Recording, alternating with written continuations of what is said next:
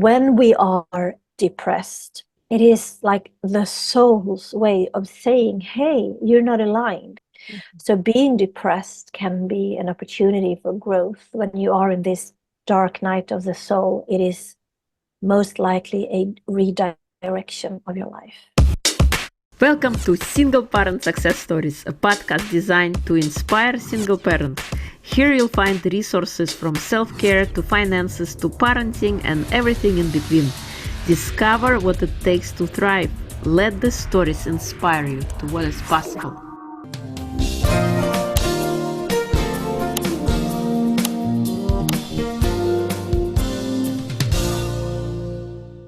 Hello and welcome to Single Parent Success Stories. Today we have a special guest joining us from Sweden. Her name is Ulrika Carlson. She is an intuitive empath with a history of being depressed and suicidal. She came to a point where she had to choose between life or death. Today, Ulrika shares her experiences and embodied wisdom from her heart.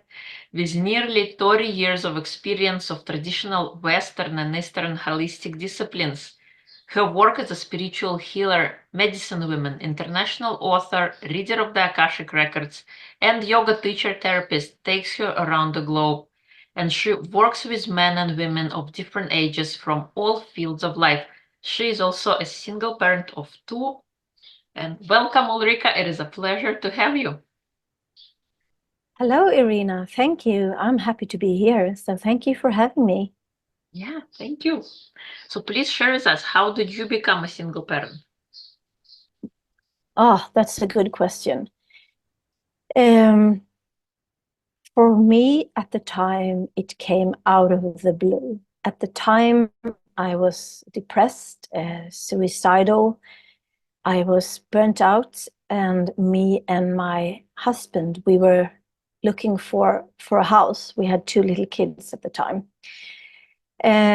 So I was really in a bad shape, in a bad state. But one day we went looking in a house, and then the other day my husband says to me that I don't think that I want to be married to you anymore.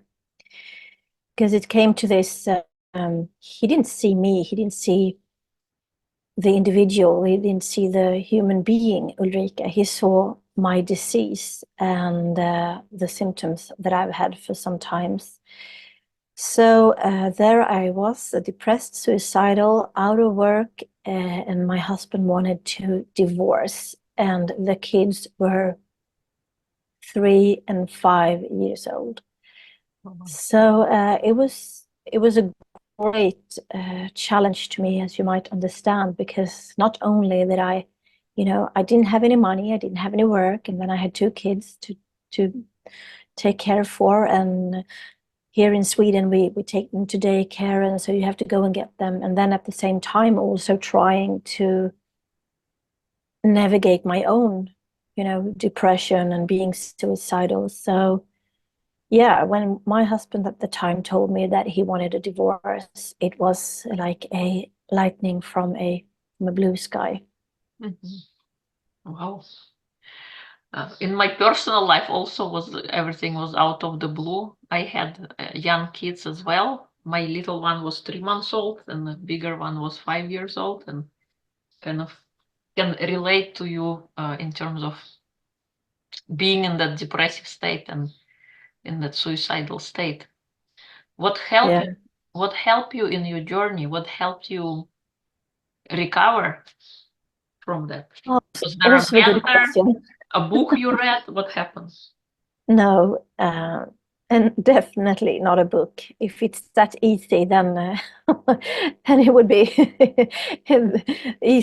easy walk. No, for me, first I had to come to realize that I was sick. I didn't realize that I was sick. I truly thought this was, my life, and this was what life was supposed to be, and that everybody sort of, had something similar. So it's just a couple of years later that I realized that I was really, really, really sick, and standing in front of the mirror every day, looking at all my pills for depression, for sleeping disorders, for panic attack, etc., etc., and thinking, is this the day that I'm going to end it? So for me, there was no quick fix back.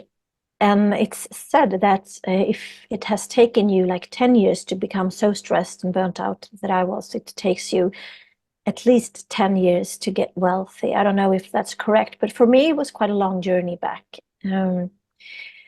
So I began to search for a lot of different healing modalities. I tried everything from therapy to, as I only slept 15 minutes per night, I tried, you know, therapy for my sleep, light therapy for the sleep. I tried different healing modalities. I went to silent retreats and I sat there for 10 days. But I think that the way back for me was my own design of the hormone yoga that I designed at the time, because all the yoga that was up the market, I had been studying yoga and other holistic disciplines for 30 years. But at the time when I was sick, 2008, all the yoga forms out there were very much in the masculine energy. And we all have the feminine and the masculine energy, yin and yang, regardless of what kind of body we live in. But we, as women, generally, we have more of the yin, of the feminine essence. And men, generally, in a male body, they have more of the yang energy. But the energy in the yang is fire. And you can even hear it in the name burnt out, that you have been too much in the masculine energy, you have been doing too much, you have been quite hard on yourself, perhaps weak on boundaries, you have been pushing yourself and your limits. So I had a lot of yang in my system, my organs were depleted. Another word for burnt out is adrenal fatigue. So the thing that really helped me a lot was my designed hormone yoga for women of all transitions in life, where I worked with the ovaries and the adrenals and the thyroid and the pineal gland, but healing traumas and unresolved emotions, etc., etc. Because when we are depressed, it is like the soul's way of saying, hey, you're not aligned. You are out of direction. You need to redirect yourself and to be more aligned, right? And we can also think of depressed as deep rest, a deep rest for body, mind, and the soul. So it is an opportunity for growth if you consciously choose so, and if you become aware of your situation and your habits, your patterns, etc. So for me, it was also a lot about becoming aware of how fucked up my programs were at the time, that I needed to always perform, which is in the masculine, the yang energy. I always needed to be good, to be pretty. And the less I slept, I only slept 15 minutes per night. And I share this. I'm just going to show you in my book, 2:47 a.m., The Journey Home to My Heart. This is my autobiography where I share my journey back to life. Wow. So I only slept 15 minutes per night. So for me, it was like a long journey, as my whole body, my body, mind, and spirit, all my inner organs were so depleted. So perhaps 8 years or so ago, I did a karma clearing on myself. And that was also clearing out a lot of shit and karma from this lifetime and from past lifetimes. Mm-hmm. So being depressed can be an opportunity for growth. When you are in this dark night of the soul, it is most likely a redirection of your life. You're right. Sometimes, unfortunately, it forces us kind of to be in that deep place, for us to start asking questions and looking for answers and choosing a different way of living. So awesome. Awesome Exactly. that you've done that for yourself. Sorry, what did you say? Sorry? What did you say? I didn't get the last thing you said. No, I said wonderful that you have done this for yourself.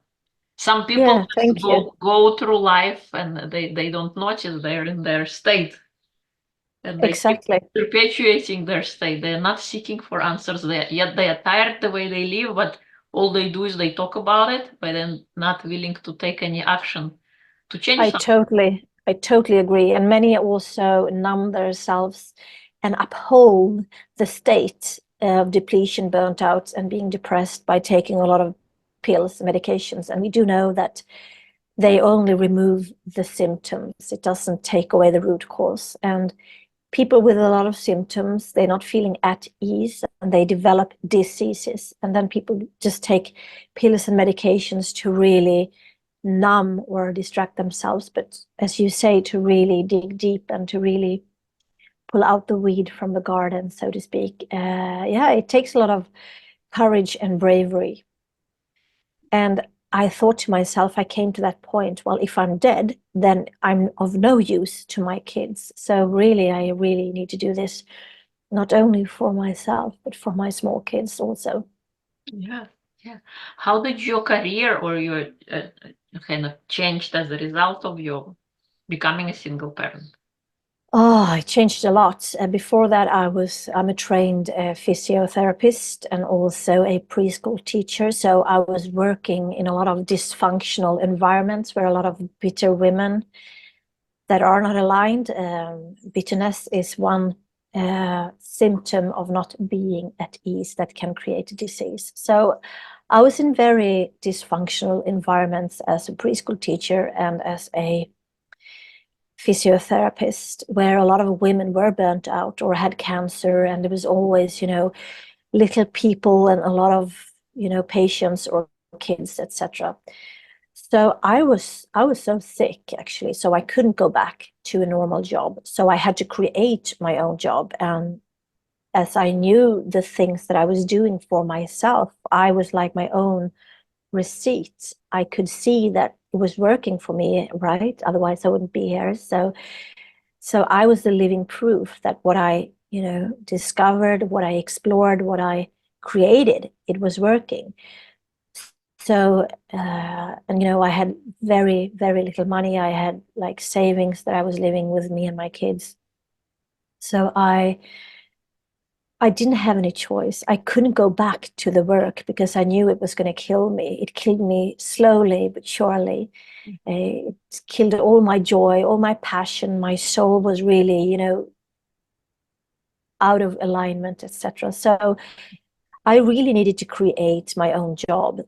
So all the yoga that I've been doing before, I needed to do more research and to see the true meaning of yoga, which has been distorted in the Western world. Here in the Western world, we believe that yoga is a lot about stretches or exercising, and it's a lot of focus on the masculine, on the positions, the asanas.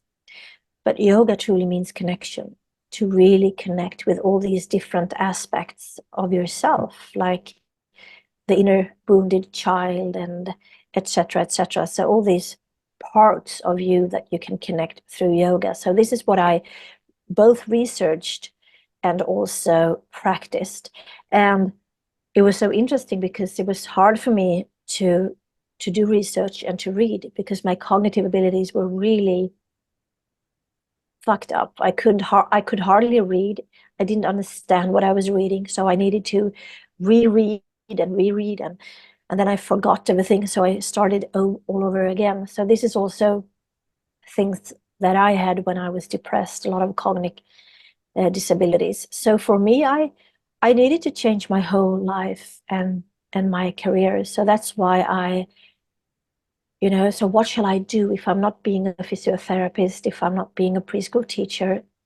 What shall I do? I'm really lousy with tech stuff, and I didn't want my kids to be in daycare for long days. So I truly started to do courses for stressed women.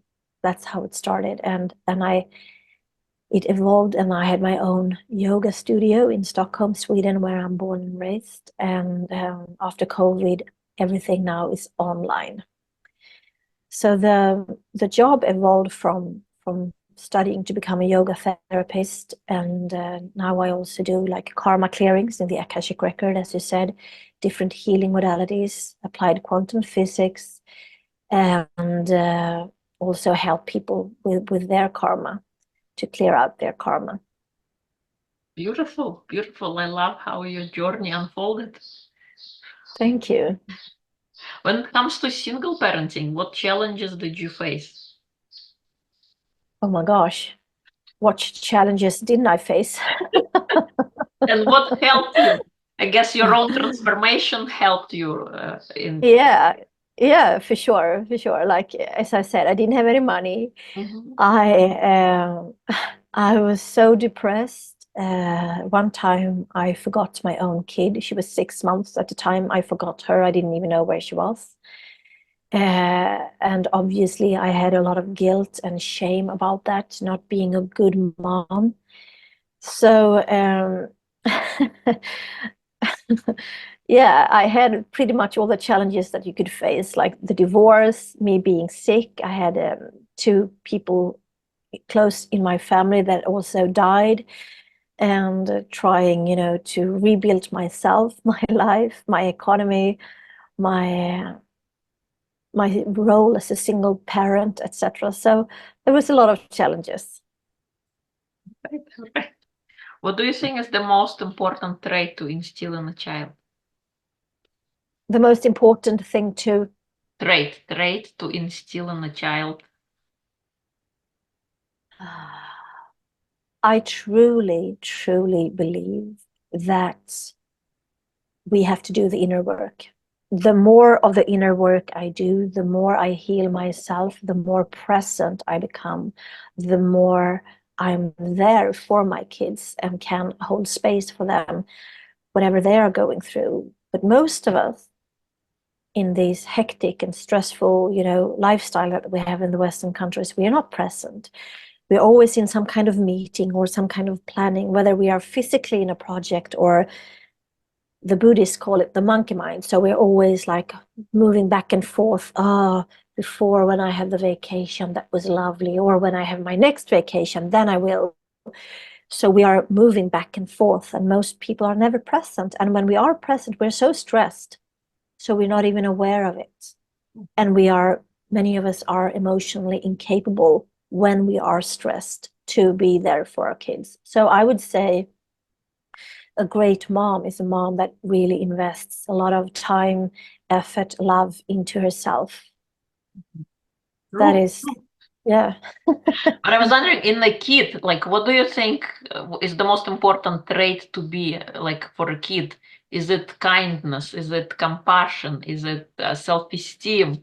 Or what if I could think of yourself when you were little? What would have been the most important thing for you I growing think up?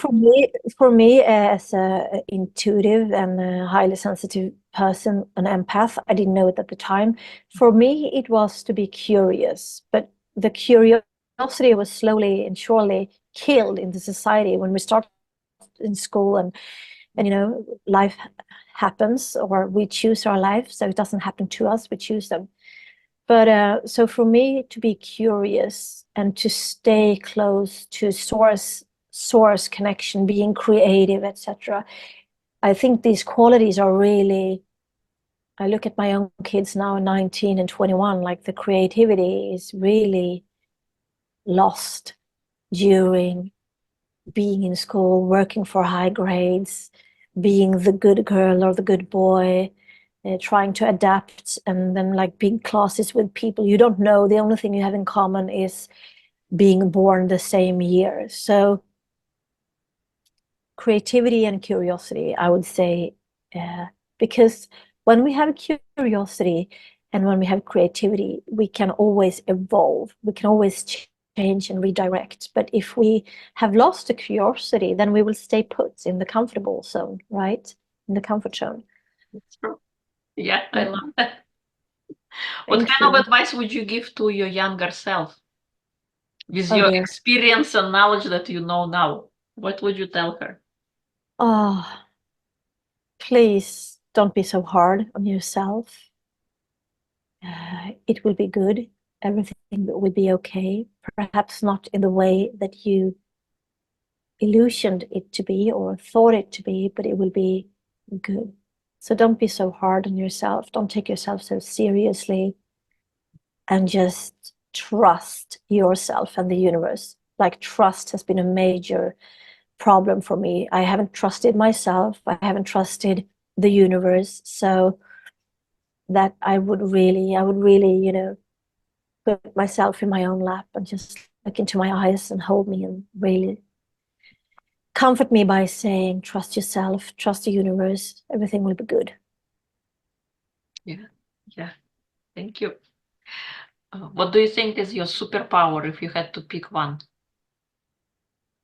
I think my superpower is exactly the same thing that made me sick.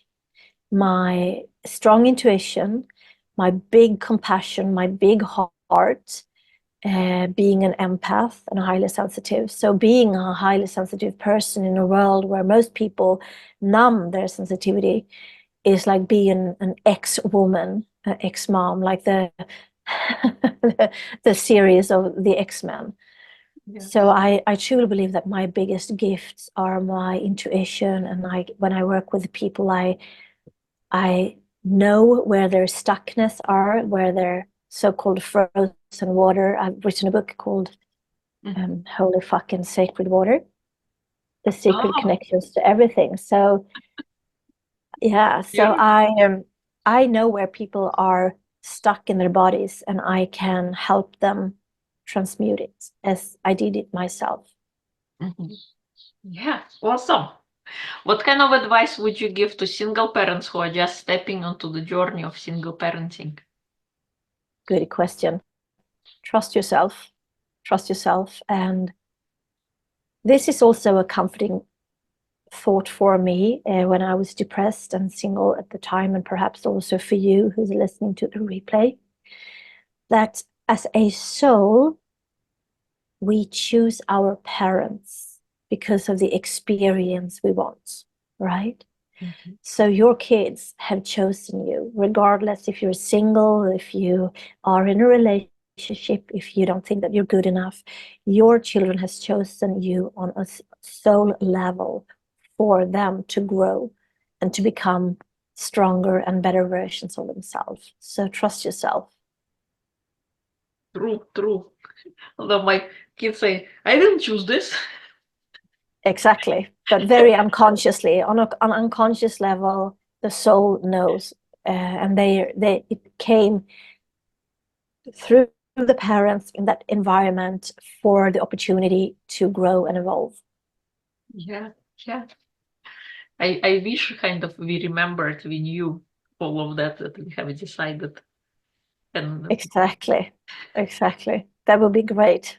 But then we instead, wouldn't be here. Then we wouldn't be here. Then it would be someone else sitting here. It wouldn't be you and I, Irina, because I also think that the experiences we have, if we consciously choose to move through them, because I'm sure you tried it as well, but I tried all the strategies. I tried to numb myself. I tried to escape. I tried to distract myself. I tried not to think about it. I tried so many strategies of moving around the obstacle or pretend there was no obstacle. But the only way is through. The only way is through. You can't ignore it. You can't, bypass it. You can't distract yourself from it, because eventually it will catch up. yeah, So the only way is through. So I truly believe, and that's why both you and I are working the way we do, right? Because it's our own experiences. But many people choose to stay put, and that's also a choice. So you yeah, always have a choice, at least one choice. There's always two sides of one coin. And in one circle, there are 360 degrees. So there's many choices to each situation. true, true. Are there any fun projects you're working on that you like to share? Yes, thank you. So I am born and raised in Sweden, and here I am like a name within yoga. I've been doing this for a long time. I'm on many local and international podcasts, and I've written 5 books in 2.5 years. So the project I am working on now is to transition into a more international market. And that is tough. That is tough because I don't have a support system. I don't have a network. I don't have, somebody's backing me with money. I don't have soul clients. It's a new language, new expectations, a new market, etc. So I'm in transition to a more international market with the beautiful yoga form that I have discovered, Happy Hormones, Happy Life, which is hormone yoga for women through all phases of life. And it is scary, but it's also exciting. So that's why I also love to be on podcasts, because first, when I was depressed and suicidal, I was listening to Oprah Winfrey, and there was one guest there that said something, and I didn't commit suicide that day. So if there's like one sentence that I'm saying here to you today that, makes you move forward, then it's like a ripple effect. So I have paid it forward, the gift of paying it forward. And also, I lost a thread, but so yeah, so the hormone yoga is a very big thing that I want to bring to the women throughout the world, because it really helps us to regulate the nervous system, to balance our hormones, and to align us with who we are. Like, look at me, here I am, alive, well, and kicking. Right. I love that. Do you remember that sentence that you heard on Oprah Winfrey? No, I have no idea. I just know that. So every time when I'm on podcasts, I get to meet people like yourself, good, nice people with a good heart, and also a lot of listeners that I can connect to, which also aids this transition of mine. Mhm. Beautiful, beautiful. Is there anything I haven't asked that you would like to share? Yeah, so like we know that everything is energy, right? Everything comes in energy. Like you have energy in different colors in your background. Our talks is energy, our thoughts are energy, our emotions is energy. So everything is energy and ever changing and comes with different frequencies. And so if you find yourself in a dark space, if you find yourself being depressed, perhaps you're planted in this dark, moist soil connected to Mother Earth, so you can thrive and evolve into something else. So perhaps it's a good way to start. So if you feel that you're stressed or buried in a dark space, perhaps that can also be a new beginning. And I really recommend you to connect with people like Irina and myself, people who have been on the journey before you, because it can feel like a very lonely road. You can feel very isolated, separated, alone, scared, and you can always have somebody to talk to or that supports you and give you the tools that you need for you to thrive, and somebody that is holding your hand. So don't be afraid to ask for help. So right. In the end of the day, we all walking each other home. We are Yeah, I love like that quote. Yes, before or behind. And exactly. like Heikolt, you also said, everything has two sides of a coin. So being in that dark place could be the end of something bad, but it could also Exactly. be the beginning of something new from where things that you don't even expect now could happen. And being open to the possibility, being open to explore, to have that curiosity, to awaken that curiosity that was kind of dampened down by a life and the way we live, but seeking to the answers. And you're so right also about having a guide, because in my personal journey I was this weird one outlier, as everybody around me, even now, everybody kind of is married and together, and here I am, this single parent. So it's important to have the community, to have somebody who walked those shoes. Exactly. Exactly. Because this is not a quick fix. This is nothing that you can just read about in a book and then you have all the tools and you do it yourself, because then you would have already done it, right?